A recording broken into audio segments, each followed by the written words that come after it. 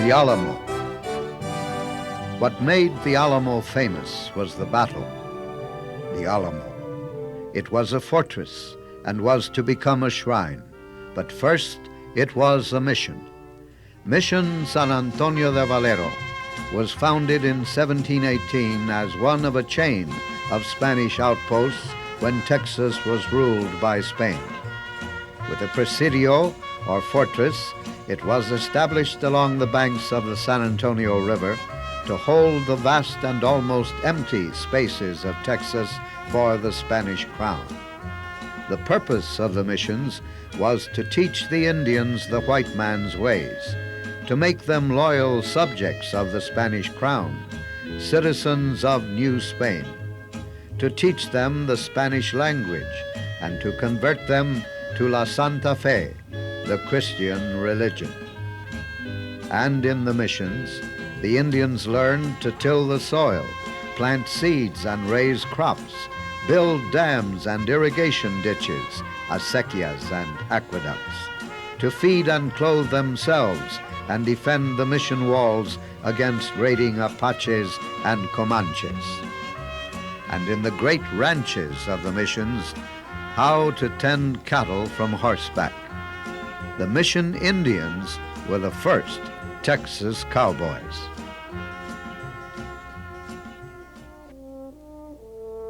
After 75 years, in 1793, Mission San Antonio de Valero was closed down, its lands distributed to the mission Indians, and its unfinished church, its stone-walled workrooms and storerooms, its convents and enclosing outer walls abandoned to await other uses. Because it was so stoutly built, the former mission was soon put to use as a station for troops. In 1801, a Spanish cavalry unit was sent from Mexico to occupy the old mission. The unit was from the pueblo of El Alamo de Parras. Although the old town of San Antonio was itself shaded by stands of Alamo trees, poplars or cottonwoods, the name Alamo was given to the compound because of the popularity of the young and dashing cavalrymen from El Alamo de Parras. The Spanish cavalry unit returned to Mexico eventually, but the name stuck. In 1813, the Alamo was occupied by the revolutionary forces of the Gutierrez-Magui expedition, which raised the green flag and proclaimed a free and independent republic. A republic, the first one, which lasted 3 months. By August 1813, San Antonio and the Alamo were again in Spanish hands after a Spanish army crushed the rebel forces at the Battle of the Medina. Among the victorious Spanish troops was a young lieutenant of dragoons named Antonio Lopez de Santa Anna.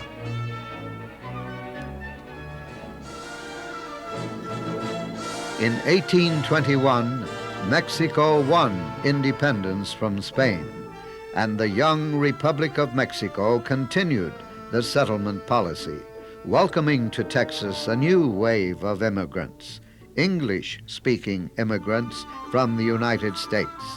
These new Texans became Mexican citizens, accepting the terms of colonization, land for allegiance, pledging themselves to the laws of Mexico. But the oath of citizenship had been taken under the liberal Mexican Constitution of 1824.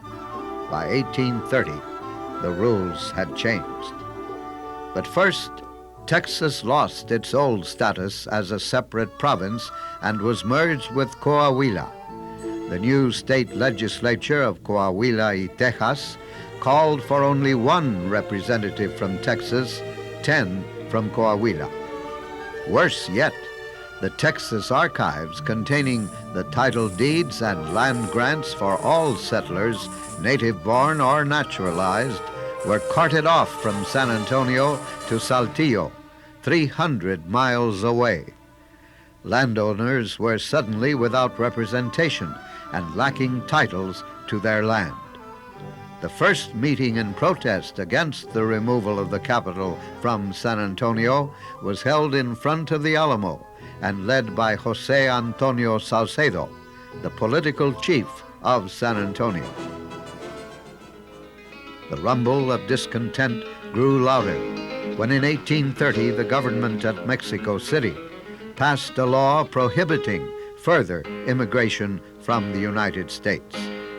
The first published protest against the central government in Mexico City was made by Tejanos, native-born Texans. They titled their protest Representación, dated December 19, 1832. In 1833, Santa Anna became president of Mexico and within a year made himself dictator.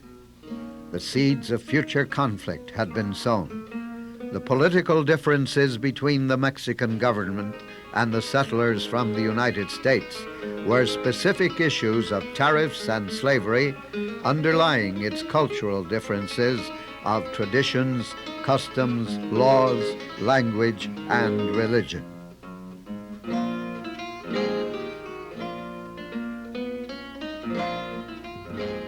In the fall of 1835, uneasy Texan landowners met in convention at San Felipe de Austin to vote on the future of Texas.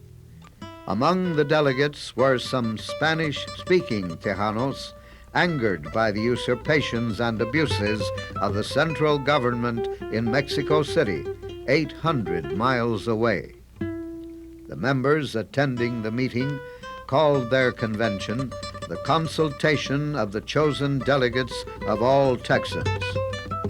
The question to be voted on was whether Texas would fight for outright independence from Mexico, the war party, or in defense of the Mexican Constitution of 1824, the peace party.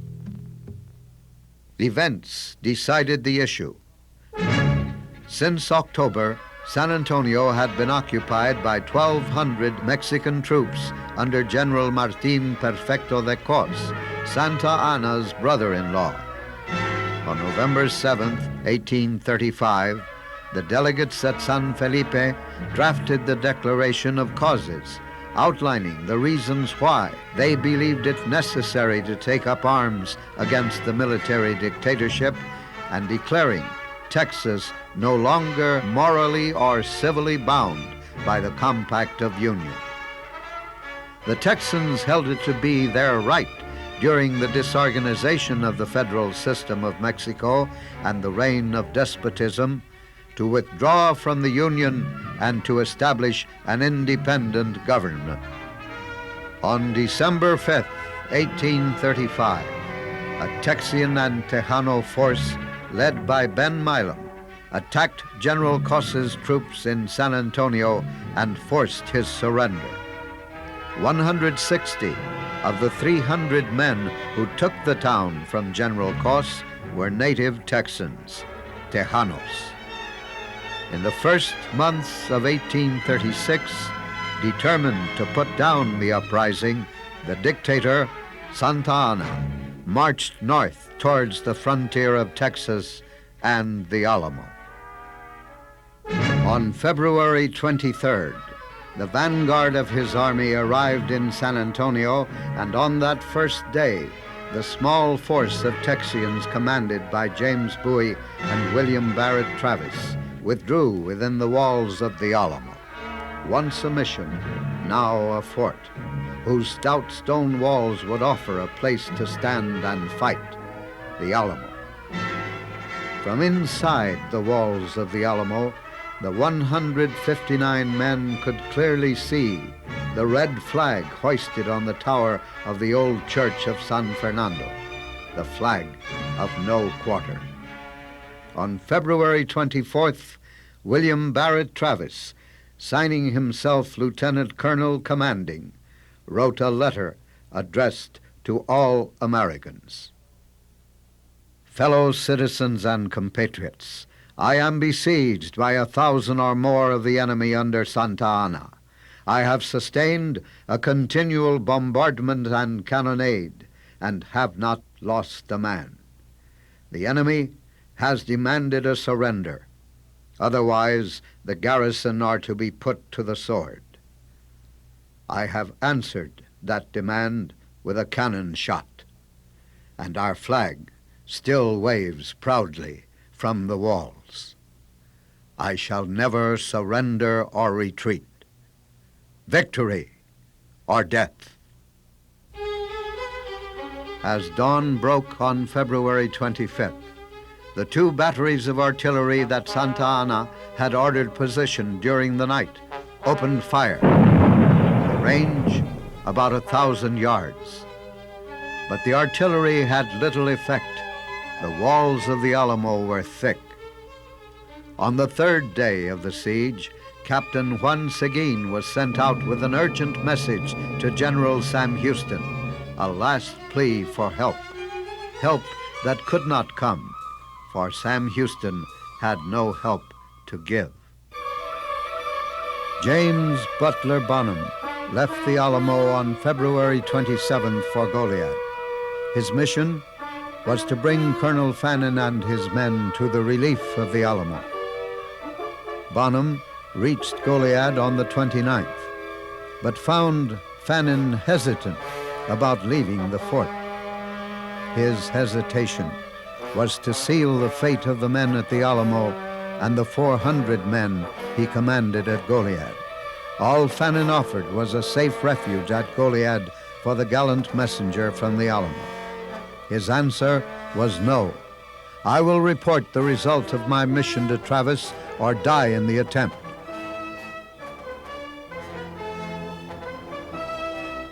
On the morning of March 2nd, even as the delegates at Washington on the Brazos were declaring independence for Texas, Bonham turned his horse toward the Alamo. Travis was to send out several more messengers from the Alamo, among them Juan Seguin, who was to lead a force of Tejanos at San Jacinto, John W. Smith, who was later to become the first non-Hispanic mayor of San Antonio, and a 16-year-old boy, James Allen. That Texas independence had been proclaimed was not known inside the Alamo. Instead, the cause for celebration was the arrival the day before of 32 men from Gonzales, brave men who had answered the call for help. With the arrival of Bonham on March 3rd, the defensive force of the Alamo was at full strength, 189 men. By March 4th, the Army of Operations against Texas numbered more than 2,500 men. But the climactic storming of the Alamo that was to end the 13th day was still ahead, and the flag of the Texians still waved proudly from the walls. Finally, General Antonio Lopez de Santa Anna issued a plan of attack. It was dated March 5th, 1836, 2 p.m., a general order addressed to the generals, chiefs of sections, and corps commanders. Tomorrow morning at 4 o'clock, the attacking column will undertake the assault on the sounding of the bugle. General Martin Perfecto de Cos will command the first column. Each man will carry 2 scaling ladders. The men carrying the ladders will sling their rifles on their backs until the ladders are properly placed. The men will not wear cloaks or carry blankets. The troops will wear shoes or sandals. All chin straps will be in order, and all weapons will be made ready, especially the bayonets. Especially the bayonets.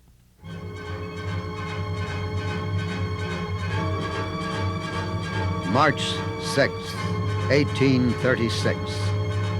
The first streaks of dawn lit the eastern sky as shortly after 5 o'clock, the blast of the bugle signaled the attack. It came with a rush.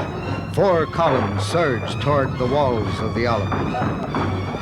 The deadly fire of the defenders stopped the first assault, not without cost. Among the first of the Alamo's defenders to fall was its commander, Colonel Travis, who died defending the cannon on the north wall. So fierce had been the Texians' fire that 3 times the attacking columns were repulsed. Finally, as the chilling music of the Degallo, the bugle call of no quarter, rose above the bloody scene of battle, Santa Anna sent in his reserves. The scaling ladders worked. Troops cut their way onto the parapet, swarmed through the breaches in the walls, and fought their way across the great plaza fronting the long barracks. Fighting all the way, the Texians gave ground foot by foot, exacting a high price until the handful that were left continued the deadly struggle inside the long barracks and the ruined church, room by room, man by man.